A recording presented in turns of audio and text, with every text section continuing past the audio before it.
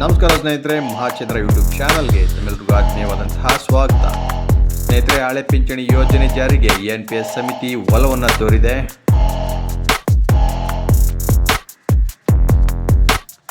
ಹದಿನೈದು ದಿನದಲ್ಲಿ ಸರ್ಕಾರಕ್ಕೆ ತನ್ನ ವರದಿಯನ್ನು ಈಗ NPS ಸಮಿತಿ ಸಲ್ಲಿಸ್ತಾ ಇದೆ.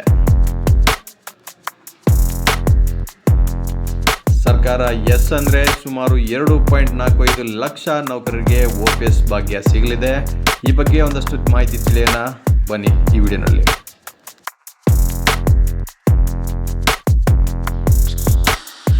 ಸ್ನೇಹಿತರೆ, ರಾಜ್ಯ ಸರ್ಕಾರಿ ನೌಕರರಿಗೆ ಮತ್ತೆ OPS ಜಾರಿ ಮಾಡೋದಕ್ಕೆ ಈಗ ಮಾನ್ಯ ಮುಖ್ಯಮಂತ್ರಿಗಳಿಂದ ಮತ್ತು DCM ಅಂದರೆ ಉಪಮುಖ್ಯಮಂತ್ರಿ DK ಶಿವಕುಮಾರ್ ಅವರಿಂದ ಕೂಡ ಭರವಸೆ ವ್ಯಕ್ತವಾಗಿರ್ತಕ್ಕಂಥದ್ದು.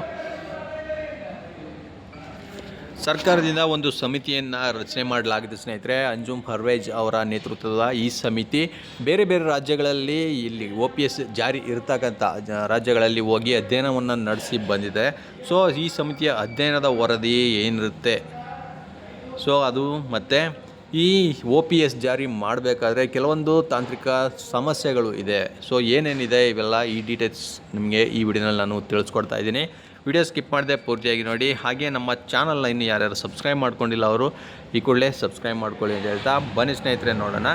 ನೋಡಿ, ಹಳೆಯ ಯೋಜನೆಯ ಜಾರಿಗೆ ಈಗ ಸಮಿತಿ ಕೂಡ ಒಲವನ್ನು ತೋರಿಸಿರ್ತಕ್ಕಂಥದ್ದು. ನೋಡಿ, 15 ದಿನದಲ್ಲಿ ವರದಿಯನ್ನು ಸಲ್ಲಿಕೆ ಮಾಡುತ್ತೆ.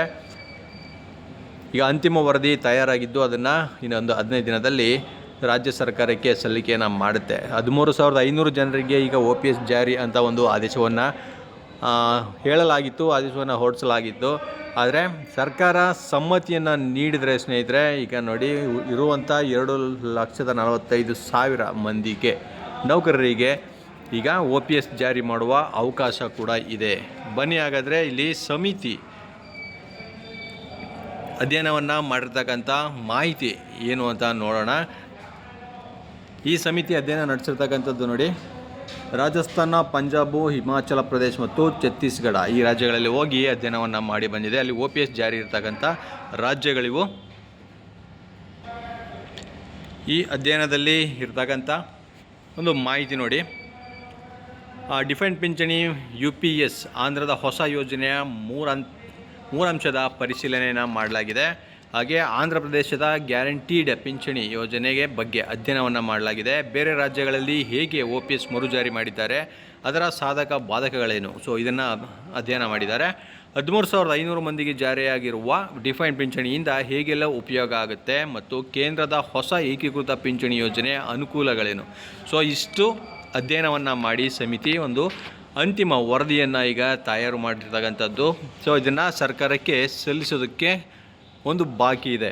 ಸೊ ಇದಕ್ಕೆ ಕೆಲವೊಂದು ತಾಂತ್ರಿಕ ಸಮಸ್ಯೆಗಳು ಕೂಡ ತೊಡಕಾಗುವ ಚಾನ್ಸಸ್ಗಳಿದೆ. ಏನಪ್ಪ ಅಂತಂದರೆ 2.45 ಲಕ್ಷ ನೌಕರರ NPS ಹಣ ಕೇಂದ್ರದ PFRDಗೆ ಪಾವತಿಯಾಗಿದೆ. ಈ ಹಣ ವಾಪಸ್ ಕೊಡುವಂತೆ ರಾಜ್ಯ ಸರ್ಕಾರ ಕೇಳಬೇಕು, ಅಂದರೆ ಕೇಂದ್ರ ಸರ್ಕಾರವನ್ನು ಕೇಳಬೇಕು. ಬಳಿಕ ಅಷ್ಟೇ ಹಣ ವಾಪಸ್ಸು ಬರುತ್ತೆ.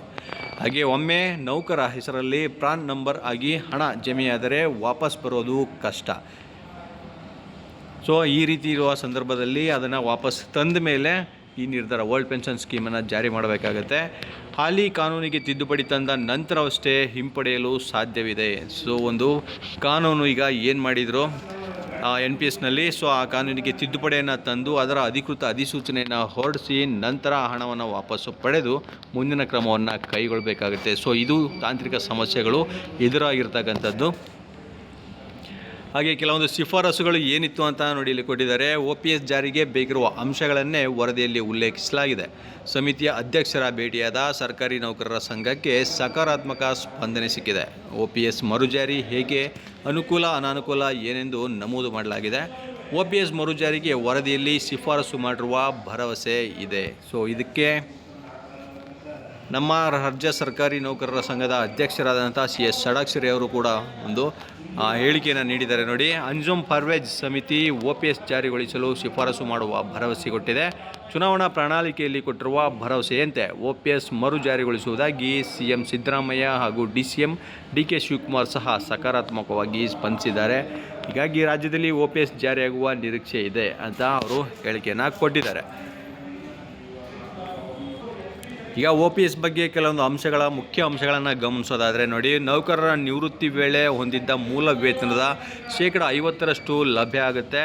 ಹಾಗೆ ತುಟ್ಟಿ ಭತ್ಯೆ ಸೇವಾ ಅವಧಿಯ ಕೊನೆಯ 10 ತಿಂಗಳ ಸರಾಸರಿ ಗಳಿಕೆ ಅಥವಾ 2ರಲ್ಲಿ 1 ಪಡೆಯಲು ಅರ್ಹರಾಗ್ತಾರೆ.